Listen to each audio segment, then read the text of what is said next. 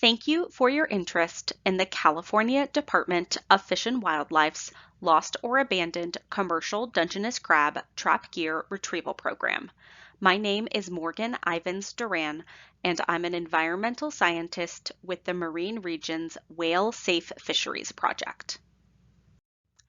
In this short video, I will provide a brief overview of the Trap Gear Retrieval Program, why qualified entities should consider applying for a permit and who is eligible to apply, when and how to apply for a permit, key responsibilities once a permit is issued, and where to go for additional information. The Trap Gear Retrieval Program allows CDFW to authorize retrieval of lost or abandoned commercial Dungeness crab trap gear after the close of the season.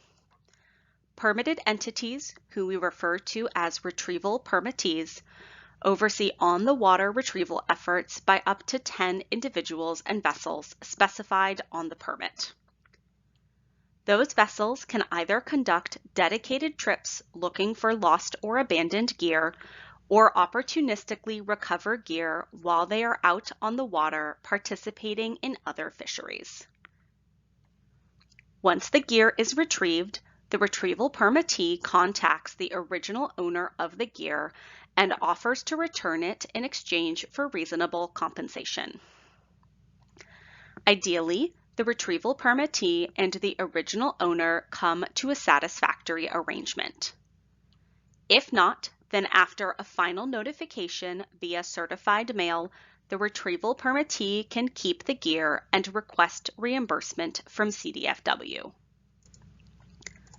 One thing I want to make sure to mention is that this program was established in regulation as Section 132.7, Title 14, California Code of Regulations.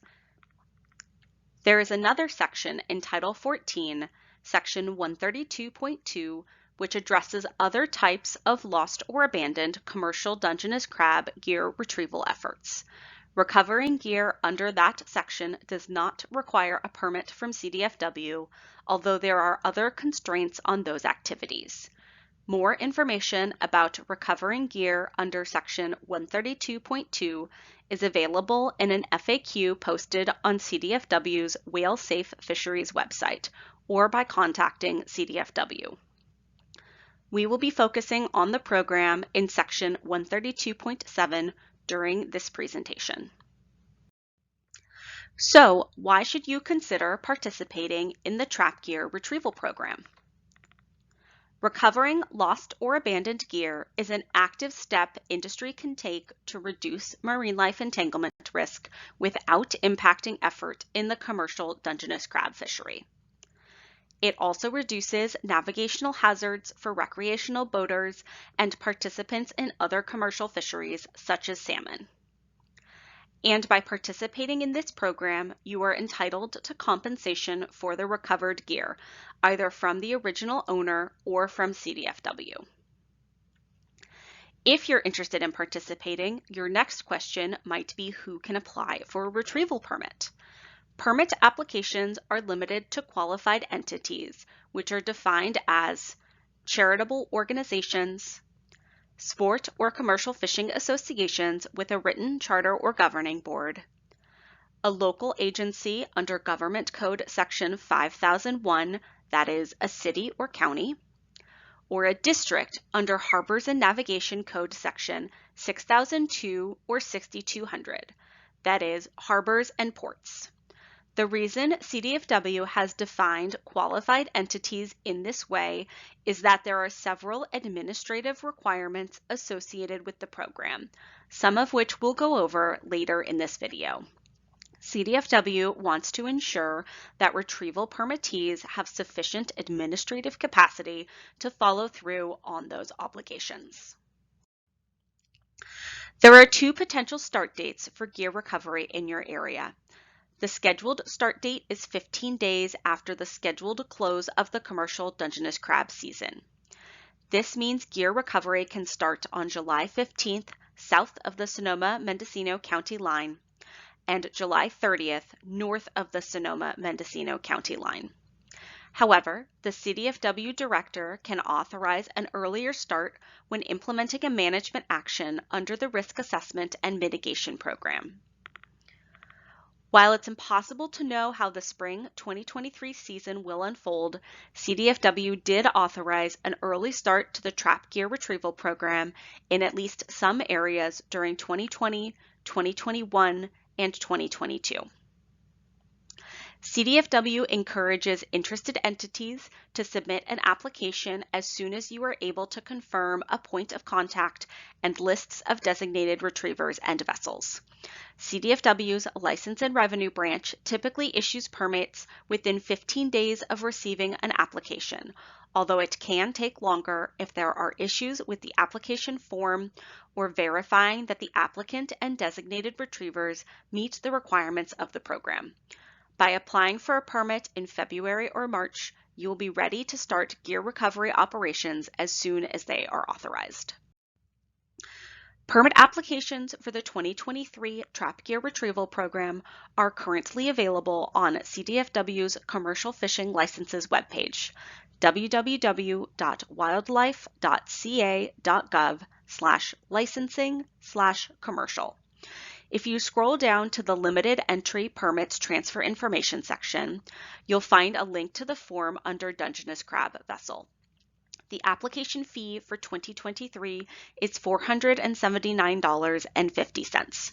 This fee helps to cover CDFW's costs in administering the program. I mentioned that receiving a retrieval permit comes with several administrative obligations. I'll briefly review those and some other key aspects of the program. The first obligation is that this program is limited to commercial Dungeness crab gear with a buoy tag. No other gear can be recovered under the program. This includes Dungeness crab traps deployed by CPFV vessels, which can look very similar to commercial Dungeness crab traps but won't have a buoy tag. This also includes recreational Dungeness crab gear and gear from other recreational or commercial fisheries. The second obligation is that designated retrievers and retrieval permittees are required to document gear recovery on a specific logbook form. Most of the fields on the logbook need to be filled out by the end of the retrieval trip and before anyone disembarks from the vessel. This includes the vessel name, designated retriever name, retrieval permit number, port of landing, and trip start and end dates, as well as the retrieval date, buoy tag, license number, trap tag information, depth and GPS coordinates for each retrieved trap, as well as comments and the designated retriever's dated signature. Other fields are completed by the retrieval permittee prior to submitting the original hard copy logbooks to CDFW. These include whether or not CDFW reimbursement is requested, as well as the retrieval permittee's dated signature. The third obligation is that once gear is recovered, retrieval permittees must reach out to the original owner of the gear within 1 week by either text, email, or certified letter, letting them know their gear has been recovered under the program and offering to return the gear in exchange for a freely negotiated fee. It is also important to maintain a record of that contact, so CDFW can confirm when and how it occurred. And the fourth obligation is that the retrieval permittee is required to securely store the gear and avoid causing any additional damage until the gear is either returned to the original owner or October 21st, at which point you can request reimbursement from CDFW and freely dispose of the gear. I hope you found this presentation helpful and will consider applying for a trap gear retrieval permit this year. You can find more information about the program on our webpage, www.wildlife.ca.gov/conservation/marine/whale safe fisheries. If you have any additional questions, please send an email to whalesafefisheries@wildlife.ca.gov. Thank you for your time and attention.